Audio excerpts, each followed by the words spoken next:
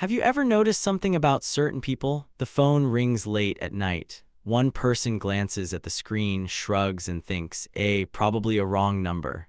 They let it go. No second thought, no racing heart, but the other person. The moment that vibration hits, something shifts inside them. Their stomach drops. Their mind immediately goes to the worst place it can. Someone is hurt, something is wrong, someone died, and here's the thing, that second person. They probably already have their phone on Do Not Disturb, all the time, not just at night, not just during work hours, all the time. So why do they do it? Is it anxiety? Is it a personality trait? Is it actually a sign of intelligence? Because here's what most people don't realize. The people who live with their phone permanently on Do Not Disturb aren't just trying to avoid calls. They're trying to protect themselves from something much deeper. Stick with me until the end, because what you're about to learn might not just explain why other people do this. It might explain something about you, too. Let's start with the obvious question. Why would someone voluntarily cut themselves off from the world like that? Think about what a phone does. It connects you, it keeps you reachable, it keeps you in the loop.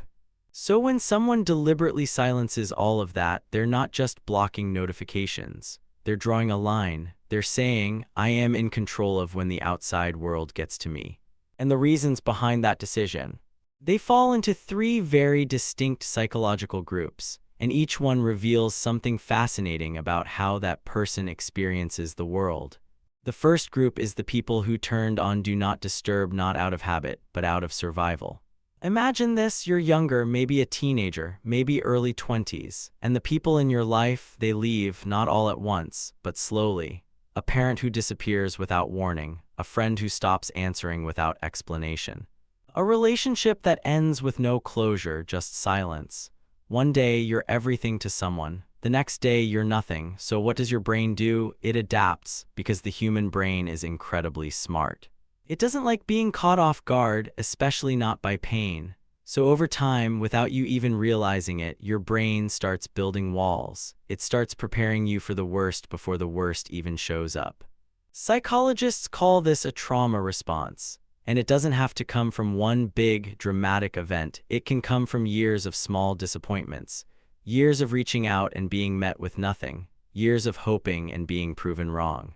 And the phone becomes a symbol of all of that. Every notification is a potential disappointment. Every missed call could be another reminder that someone didn't care enough to try again.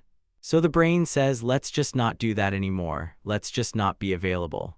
Do Not Disturb becomes a shield, not because these people are cold or distant, but because they learned the hard way that being reachable comes with a cost. And for a long time, that cost felt too high to pay. The beautiful and painful thing is, these people are usually the most loyal people you'll ever meet. Once they let someone pass that wall, they're all in, completely. But getting past the wall, that takes time and patience and proof, a lot of proof. The second group is a little different. These are the people who keep their phone on Do Not Disturb not because of the past, but because of the future. Specifically, every possible version of the future. This is the group where anxiety lives. And not the kind of anxiety that looks dramatic or obvious. This is the quiet kind. The kind that hides behind productivity and planning. The kind that looks like someone who just has a lot going on. Here's what's happening inside their head.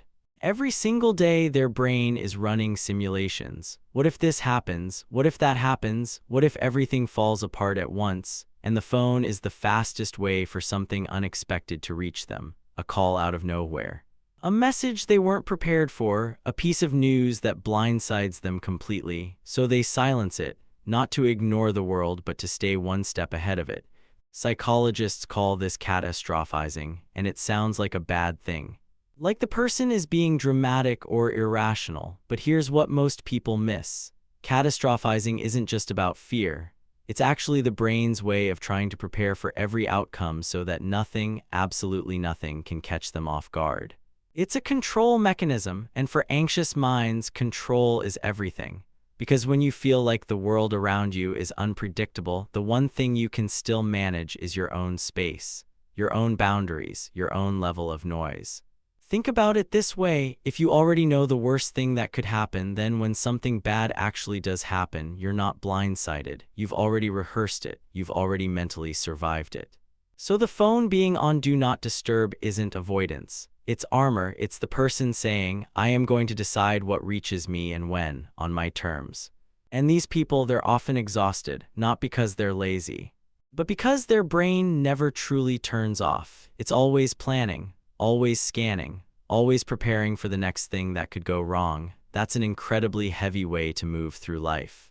And most people around them have no idea they're carrying that weight. Now here's where it gets really interesting, because the third group isn't doing this out of pain or anxiety. They're doing it out of strategy. These are the defensive pessimists. And this is a real psychological concept, not just a label. It was developed by psychologists Angela Prescott and Julie Norum, and the idea is this: some people genuinely perform better, function better, and protect themselves better by assuming things will go wrong before they actually do.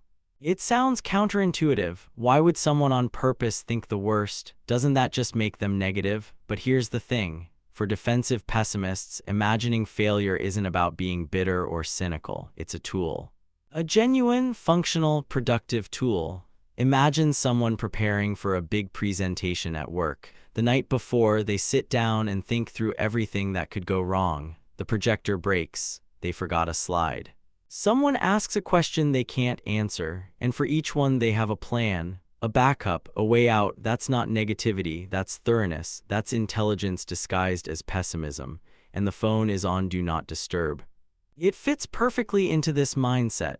These people have already decided what their day is going to look like. They've already mapped out their time, their energy, their focus. An unexpected call or notification doesn't just interrupt them. It throws off the entire system they've carefully built, so they remove the variable. They silence the unpredictability. And because of that, they tend to be some of the most prepared, most reliable, most dependable people in any room.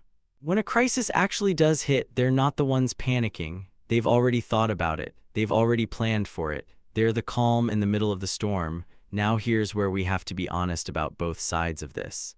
Because yes, keeping your phone on Do Not Disturb all the time can be a sign of something healthy. It can mean you understand your own boundaries. It can mean you've built a system that protects your mental energy. It can mean you're someone people can genuinely rely on when things get hard, but it can also be a sign that something is heavy inside. That somewhere along the way, the world taught you that being open means being hurt. That connection means vulnerability, and vulnerability means pain. The truth is, for all three groups, this habit is a form of self-protection, and self-protection isn't a bad thing, but it does come with a cost. These people are often incredibly hard to reach, not just on the phone, but emotionally. They've built systems to keep chaos out, but sometimes in doing that, they accidentally keep the good stuff out too. The people in Group 1 might take years to trust again. The people in Group 2 might never fully stop bracing for impact. And the people in Group 3 might forget that not everything needs to be controlled. But here's what all three groups share. They are the people who, when the world actually does fall apart, are already standing. They've already thought about it. They've already prepared. While everyone else is scrambling, they're already 3 steps ahead. That's not a flaw, that's a strength. A hard-earned, quietly carried, deeply personal strength. So let's bring it all together. If you keep your phone on Do Not Disturb because of how people have treated you in the past, you're not broken. You're protecting yourself, and that's okay. But it might also be worth asking yourself gently whether that wall is still serving you, or whether it's become a habit you no longer need. If you do it because your mind is always racing, always planning, always bracing for the next thing, know that you're not being dramatic. You're not being difficult. Your brain is doing what it was designed to do. But it might be worth finding ways to give that brain a rest, not just from the phone, from the constant simulation. And if you do it because it makes you sharper, more focused, more prepared, then own it. That is a genuine psychological strategy, and it works. Just make sure that somewhere in all that planning, you're also leaving room for the unexpected good things, the surprises that don't ruin your day. The ones that actually change it. The real question is this: which one are you? Are you the person who went quiet because the world made you feel like being loud was dangerous? Are you the person whose mind never stops running, so you silence everything else just to keep up? Or are you the person who simply refuses to let life catch you off guard? Maybe it's one, maybe it's a little bit of all three. But whichever it is, it says something about you, something real, something deep, and something that most people never stop to look at, and that, honestly, is what makes you interesting. If this made you see Do Not Disturb a little differently, if it made you think about why you do what you do with your phone and your boundaries, then you're going to love what we cover on this channel. We break down the kind of psychology that actually explains how you think, how you feel, and why you do the things you do. Hit subscribe so you don't miss the next one. We go deep, we go real, and we don't sugarcoat it.